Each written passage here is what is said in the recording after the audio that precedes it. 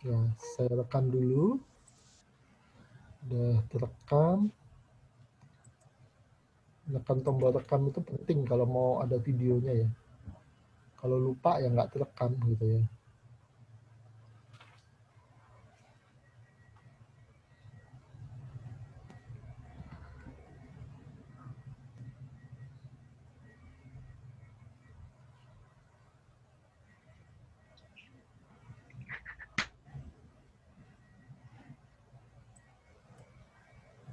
Oke. Udah kelihatan ya screen share-nya? Oke. Sudah, Pak. Nah ini market basket analysis gitu ya. Jadi Data, Pak. data, ya thank you, yang berfokus pada mengkomposisikan kelompok konsumen itu gitu ya. Item apa yang cenderung dibeli oleh suatu konsumen dan kecenderungan dia untuk kalau dia membeli satu item tertentu dia mungkin akan membeli item yang lain ya. Nah, informasi market basket ini kita gunakan untuk joint promotion misalnya ya. Produk yang punya relasi keterkaitan kita promosikan, atau untuk menempatkan apa itu display dari merchandise atau barangnya itu ya, produk yang terkait ya kita tempatkan di tempat yang berdekatan gitu ya. Nah, Anda bisa cari contohnya sendiri. Produk apa misalnya? Ya misalnya roti dengan selai gitu kan. Itu kan ada kaitannya gitu ya. Nah, gitu. Dia bisa ditempatkan di tempat yang berdekatan. Nah, orang yang beli rok, perempuan yang beli rok gitu ya. Nah, mungkin dia akan beli blus, baju blus juga gitu ya. Nah, itu bisa ditempatkan di tempat yang berdekatan. Nah, kita harus tahu, analisis dulu gitu ya. Kecenderungannya seperti apa. Ya, sehingga kita dapat insight-nya. Nah, kemudian di situ kita juga harus mengidentifikasi apa itu customer yang terbaik bagi kita, bagi apa itu perusahaan kita gitu ya, dengan mengestimasi lifetime value-nya. Lifetime value itu intinya selama mungkin konsumen itu berada di atau menjadi konsumen kita, memiliki, jadi dia selama mungkin menjadi konsumen kita, sering melakukan repeat buying gitu ya, sering melakukan pembelian, dan secara horizon waktu dia udah lama jadi konsumen kita. Nah itu baru lifetime value-nya bagus. Gitu ya. Kemudian kita mengklasifikasikan value dari konsumen itu dengan melihat RFM-nya gitu ya, resensi, frekuensi, dan monetary-nya gitu ya. Resensi itu berarti apa? Kapan terakhir kali konsumen itu aktif melakukan pembelian dengan kita gitu ya. Jadi makin konsumen itu aktif terakhir kalinya itu dalam waktu yang terdekat, tentu lebih baik dibandingkan konsumennya itu beli dari kita udah 10 tahun yang lalu misalnya. Berarti resensinya udah lama banget gitu. Kemudian frekuensi, seberapa sering dia melakukan pembelian. Ya tentu yang lebih sering lebih baik, itu so pasti gitu ya. Kemudian juga monetary analysis, berapa banyak uang yang dia belanjakan. Nah, itu kita bisa identifikasi di situ.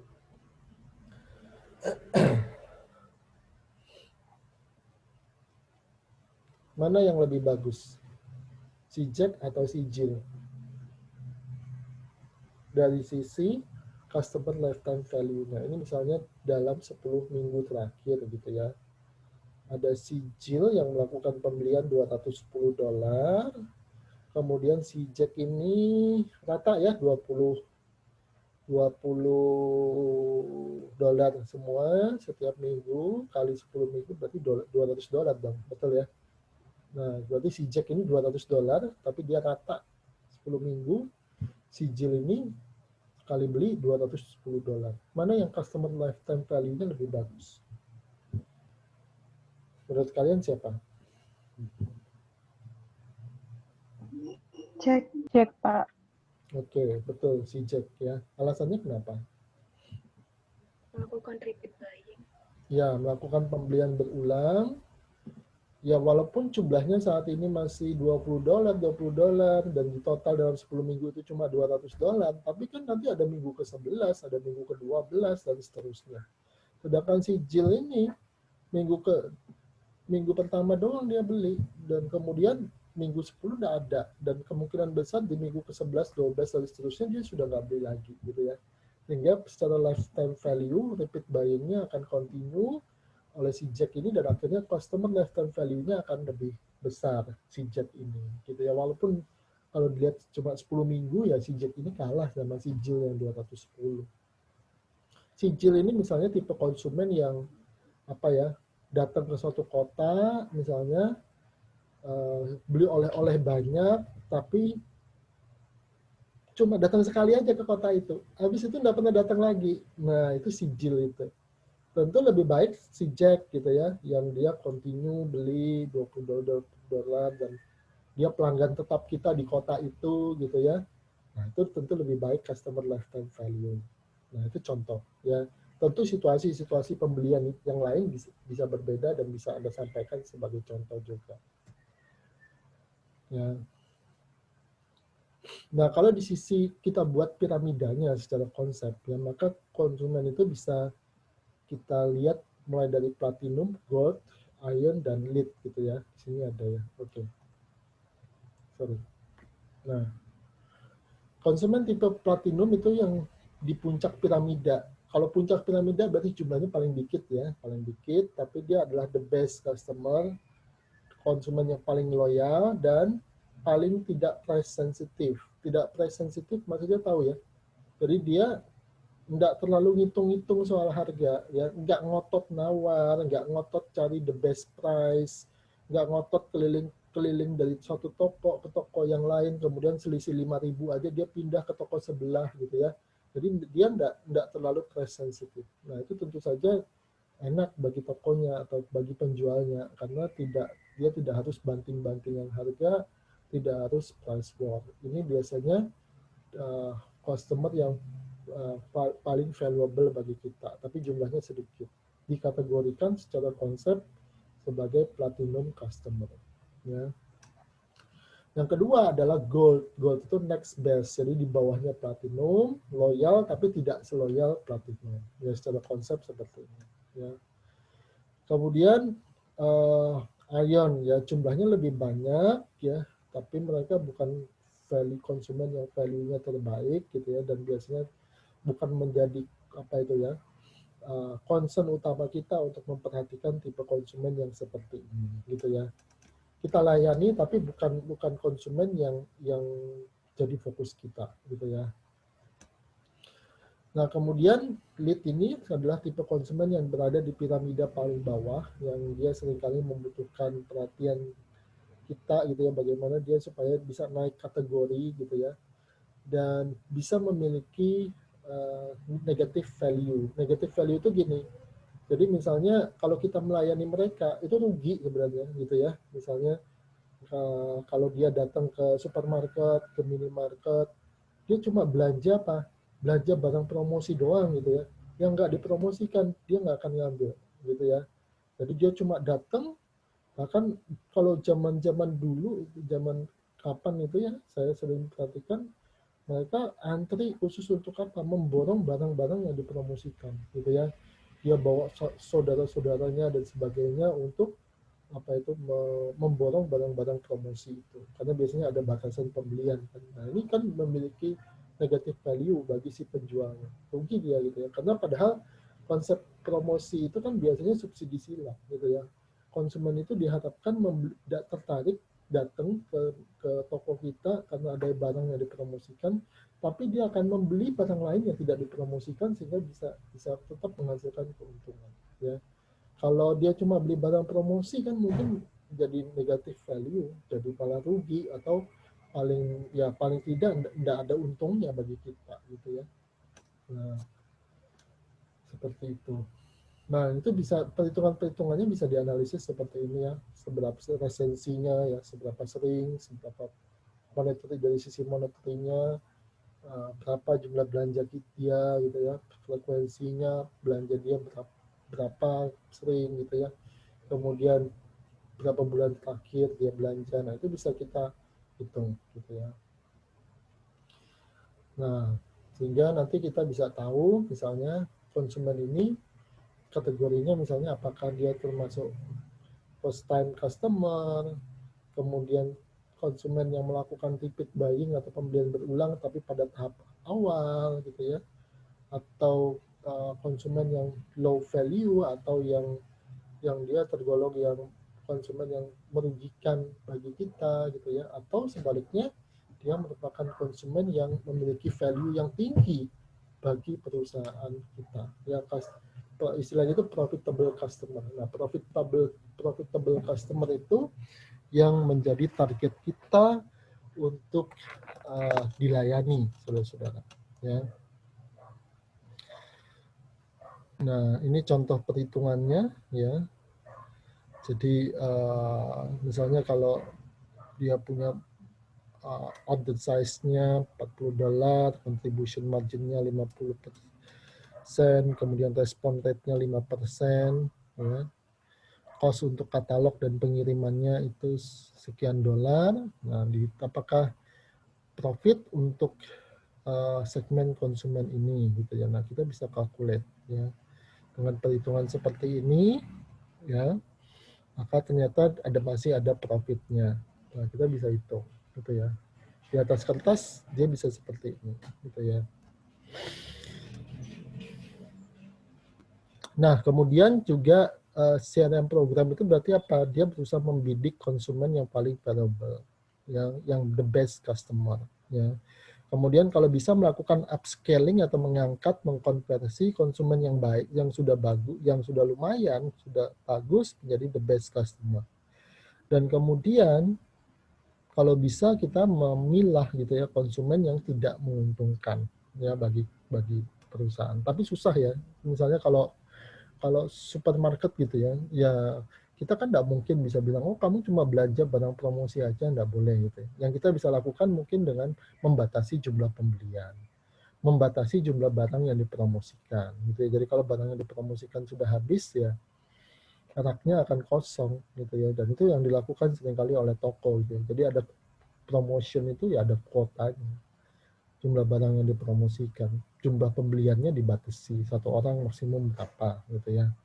Kecuali mereka punya stok yang banyak atau kecuali memang promosi itu sebenarnya masih menguntungkan tapi hanya sekedar menipiskan marginnya saja ya nggak ada masalah beli unlimited gitu ya. Kalau stoknya masih banyak atau sebenarnya dia masih profit gitu ya. Nah, kemudian di situ ada customer retention program. Kalau Anda melihat atau membaca kata retensi, ini berarti apa? Retensi itu kan maksudnya apa? Berusaha mempertahankan konsumen kan. Jadi kita berusaha mempertahankan konsumen supaya konsumen itu tetap berada dengan kita dengan menggunakan frequent shopper program gitu ya. Jadi ini mirip-mirip kalau misalnya program poin gitu ya. Jadi dia mengumpulkan poin, nanti poin itu bisa dikonversi menjadi sejumlah uang dan kemudian bisa dibelanjakan lagi, tapi tidak dibelanjakan saat ini, dibelanjakan di pembelian berikutnya. Jadi dia akan apa? Akan tetap loyal bersama kita, akan terus melakukan pembelian bersama kita. Anda tahu pasti ada supermarket, hypermarket yang menggunakan cara seperti itu. Ya, kemudian frequent shopper program gitu ya. Intinya seperti itu. Intinya sama tapi bentuk-bentuk aplikasinya bisa berbeda-beda. Misalnya kalau penerbangan itu mileage program itu kalau dia sudah sering bepergian sampai berapa ribu kilometer dia bisa dapat tiket gratis gitu ya. Intinya tetap sama ya. Jadi makin dia loyal, kita berikan dia benefit tertentu supaya tetap loyal bersama kita dan kemudian di masa depan dia tetap didorong untuk melakukan transaksi di perusahaan kita ya. Kemudian juga layanan bagi kategori customer tertentu ya. Misalnya kalau di perbankan itu ada layanan bagi private, nasabah private atau nasabah khusus yang misalnya depositonya di atas 500 juta gitu ya. Dia akan dilayani di private banking tertentu gitu ya. Nah, itu kan banyak seperti itu ya. Personalisasi juga ya. Personal selling gitu ya. Jadi dia melakukan personalisasi ya dengan menggunakan sales ya. Jadi kalau pelanggannya ini tergolong profitable customer dan tergolong high category customer ya, kita bisa alokasikan satu sales atau satu customer service yang spesifik dedicated untuk melayani si pelanggan itu, sehingga dia akan puas gitu ya. Dan kemudian kita juga perlu menghidupkan komunitas-komunitas yang sesuai dengan produk kita gitu ya. Misalnya kalau Anda lihat ada komunitas lari, komunitas sepeda, itu kan bersesuaian dengan produk-produk tertentu gitu ya. Nah, itu kita bisa hidupkan ya, komunitas gadget dan sebagainya. Komunitas apa itu, penggemar gadget, tahu ya, barang-barang elektronik, barang-barang komputer gitu. Ya, nah frequent shopper ini tadi sudah ya. Nah, kemudian frequent shopper ini juga kita bisa memberikan lapisan berdasarkan customer value-nya. Jadi misalnya dengan pembelanjaan sejumlah tertentu gitu ya, dapat mendapatkan nilai-nilai tertentu gitu. Nah, itu kita bisa berikan lapisan berdasarkan value dari konsumennya. Ya, makin besar belanja dia, berarti value dia lebih besar. Ada lapisan-lapisannya. Kemudian ada reward yang diberikan dan biasanya itu bersifat non monetary. Jadi tidak dapat uang secara langsung gitu ya. Misalnya kalau Anda mengumpulkan poin bisa dapat hadiah, tapi tidak bisa diuangkan. Atau dapat poin bisa dikonversikan menjadi sejumlah uang yang bisa dibelanjakan pada periode berikutnya. Tapi kan harus dibelanjakan. Tidak bisa dijadikan uang tunai gitu kan. Misalnya saya punya 100.000, kalau gitu saya minta uangnya aja, tidak bisa. Tapi harus dalam bentuk pembelanjaan. Ya. Dan semua transaksi diberikan reward dan dia transparan dan simple sehingga konsumen tidak membingungkan bagi konsumen kita gitu ya. Nah, kemudian untuk frequent shopper programs ini dia seringkali ada biayanya ya, berapa poin masuk dalam promotion cost dan sebagainya itu. Nah, kemudian juga susah untuk melakukan perubahan ya, terutama kalau konsumennya udah terbiasa gitu ya. Jadi kalau dia sudah terbiasa dengan promosi, udah terbiasa dengan diskon, Anda hilangkan promosi atau diskonnya, dia bisa protes dan kemudian dia bisa pindah gitu ya. Karena sudah tidak dianggap sudah tidak menarik lagi. Ya, sehingga dampaknya terhadap loyalitas itu dipertanyakan, karena kalau cara-cara seperti ini biasanya konsumennya itu loyal pada apa? Pada promosi kita, bukan pada brand atau produk kita. Ya, jadi dia akan tergantung pada promosi kita, akan terdidik, terbiasa pada promosi kita. Kalau tidak ada promosi, dia akan pindah ke tempat lain yang menyediakan promosi. Nah, intinya seperti itu. Ya, dan dia sulit, dia mudah diduplikasi, ya, tinggal sulit untuk mendapatkan keunggulan bersaing. Pesaing kita dengan mudah menduplikasi metode penjualan, metode sales promotion, promosi penjualan yang sama. Tapi kalau concern saya adalah bahwa metode semacam diskon, kemudian juga frequent shopper program, ya, ini memberikan suatu apa itu ya, ketergantungan, terutama untuk promosi penjualan yang sifatnya diskon ya.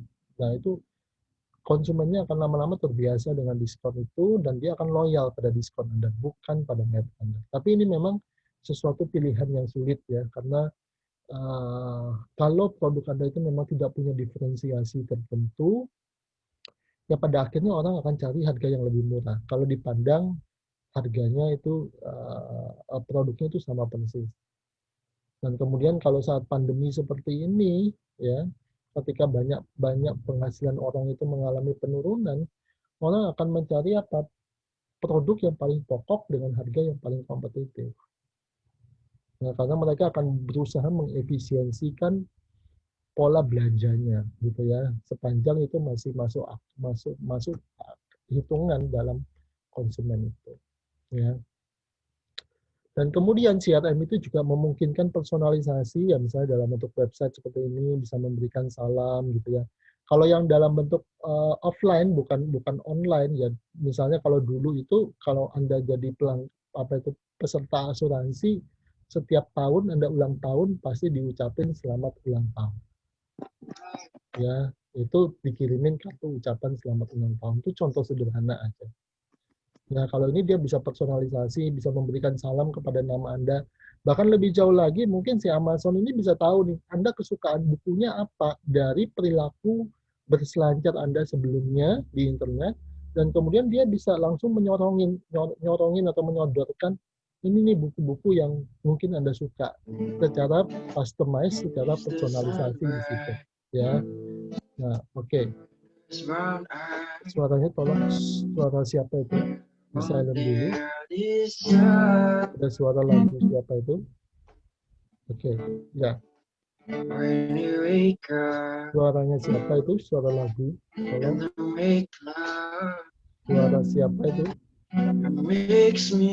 Suara lagu siapa itu? Tolong ditutup dulu. Lagunya bro, lagunya.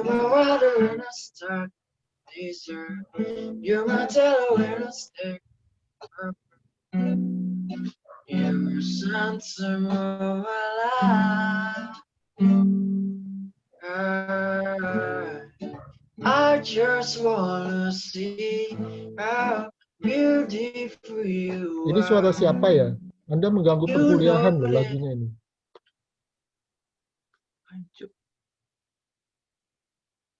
Oke, ya. Saya lanjutkan ya.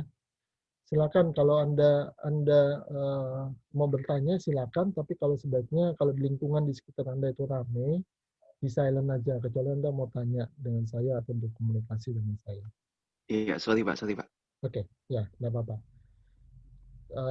Karena ini kan sistem teknologi punya kelemahan seperti itu ya. Jadi kalau ada yang memasukkan satu suara ya dia nggak bisa filterisasi.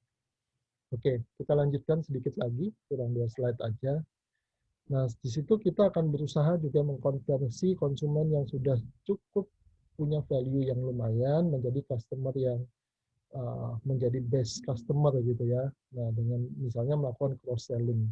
Cross selling itu penjualan silang gitu ya. Jadi misalnya dia membeli suatu produk tertentu dan kemudian kita tawarkan suplemennya gitu ya. Jadi kalau misalnya dia beli roti, dia mungkin apa yang terkait dengan roti itu, kita bisa cross selling gitu ya.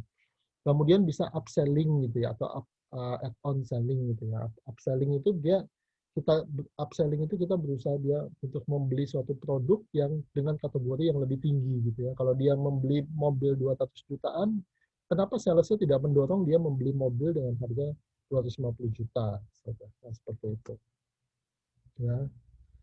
Nah, kemudian juga kalau kita berhadapan dengan konsumen yang tidak menguntungkan, ya, jadi ya pelayanannya ya tidak perlu kita fokuskan ke mereka, gitu ya. Jadi nggak perlu kita berusaha grab konsumen yang seperti itu, ya. Tapi tentu kita tidak bisa menolak secara terang-terangan. Tapi mungkin kita bisa atur dengan kuota atau dengan yang lain yang lebih soft, gitu ya. Dan kemudian untuk kita bisa charge konsumennya itu dengan extra services. Misalnya ada ongkos kirimnya gitu ya. Jadi kalau pembeliannya terlalu sedikit gitu ya, nggak nututi untuk free ongkir gitu ya. Kita charge dengan ongkos kirim. Nah, itu contoh sederhana ya.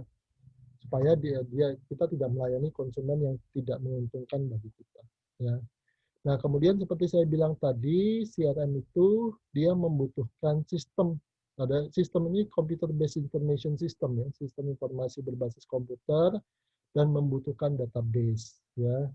Dan membutuhkan koordinasi dengan bagian-bagian yang lain, misalnya marketing. Tentu kalau dia computer based information system itu so pasti dengan MIS ya, dengan manajemen information system dari perusahaan, dengan departemen IT atau departemen teknologi informasi yang dimiliki perusahaan ya, kemudian operation dari toko, human resource dan sebagainya, dia membutuhkan koordinasi di antara bidang-bidang itu ya, dan membutuhkan kita untuk melakukan pergeseran orientasi dari product centric menjadi customer centric. Jadi yang semula berbasis pada produk, pokoknya kita produksi produk yang bagus, nggak peduli kebutuhan konsumennya apa, dan kemudian kita jual dan kita berusaha mendiktekan produk kita kepada konsumen itu produk centric. Tapi kemudian pandangan atau paradigmanya kita geser, kita ubah menjadi customer centric. Apa kebutuhan konsumen, apa keinginan konsumen, apa preferensi konsumen, apa perilaku konsumen, baru kita mempersonalisasikan, mengkustomisasi produk atau jasa yang kita buat itu berdasarkan kebutuhan konsumennya tersebut. Nah, kira-kira seperti itu dulu. Ada pertanyaan kah teman-teman mahasiswa? Saya ingatkan lagi ya, setiap ada tugas mingguan hari Kamis nanti terakhir untuk tugas minggu kelima gitu ya. Silakan nanti Anda isi di apa itu di forum seperti biasa dengan format nomor urut absen, kemudian NRT dan nama. Dan kemudian sekali lagi setelah Selasa ini, minggu kelima ini kita ada kuliah lagi pada hari Kamis jam 15.45. Ya, Kamis 15.45 yang bisa hadir tetap hadir karena nanti saya akan screenshot kehadirannya. Yang kuliah K3 15.45, oke kita tetap mulai pada 15.45. Jadi saya tidak akan mulai 15.40 ya, tapi saya akan mulai 15.45 gitu ya, yang kuliah K3 dan yang kuliah yang lain terpaksa tidak bisa hadir, saya usahakan untuk direkam sepanjang tidak ada kendala teknis pada rekamannya. Sementara untuk tugas mingguannya tetap pada minggu ke-6. Begitu kuliah minggu ke-7. Kalau kuliah minggu ke-7 belum ada perubahan sampai sekarang tetap gitu ya. Kalau tugas mingguan tetap sesuai jadwal. Jadi kuliahnya maju bukan berarti tugasnya maju. Enggak. Tugasnya tetap pada minggu masing-masing, pada hari masing-masing sesuai deadline yang saya berikan. Dan sekali lagi saya sudah mengoreksi tugas kalian pada minggu keempat. Lagi-lagi saya menemukan ada beberapa yang tidak mengerjakan. Itu saya nggak bisa berbuat lain selain memberikan nilai 0 gitu ya. Kalau Anda nggak kerjakan, nggak ada dasar untuk saya memberikan nilai. Tolong tugas itu dikerjakan. Ya, ada beberapa yang tidak mengerjakan, nilainya menjadi 0 gitu ya. Nah itu dan tugas itu tugas yang di guidance oleh PJMK gitu ya. Jadi saya harus mengikuti guidance dari PJMK terhadap tugas itu. Tolong Anda kerjakan setiap minggunya. Dan saya pikir itu bukan tugas yang susah untuk dikerjakan karena Anda hanya mengisi menjawab secara singkat saja, walaupun saya harapkan walaupun singkat jawabannya lengkap dan berbobot. Ada pertanyaan dulu sampai di sini. Sekali lagi kita akan ketemu lagi pada hari Kamis jam 15.45 sebagai kuliah pengganti minggu ke-6. Jadi kuliah pengganti minggu ke-6 ditiadakan, diganti dengan Kamis 15.45. Karena saya hari Selasa itu ada rencana kalau tidak ada perubahan dari dikti gitu ya, dari review dikti akan ada monef itu monitoring dan evaluasi untuk pengabdian masyarakat yang wajib diikuti oleh dosen yang memenangkan hibah dari dikti itu gitu ya. Dan itu saya ke UTC karena proyeknya di UTC dan nggak tahu apakah setengah 4 sudah bisa balik lagi ke Surabaya. Ada pertanyaan lagi? Ya, sekali lagi kuliah minggu ke-6 digeser maju menjadi hari Kamis tanggal 10.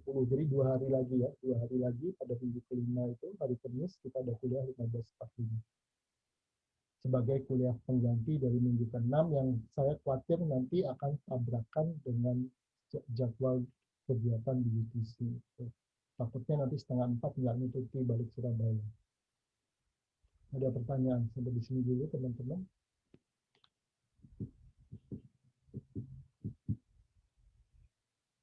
Jelas ya?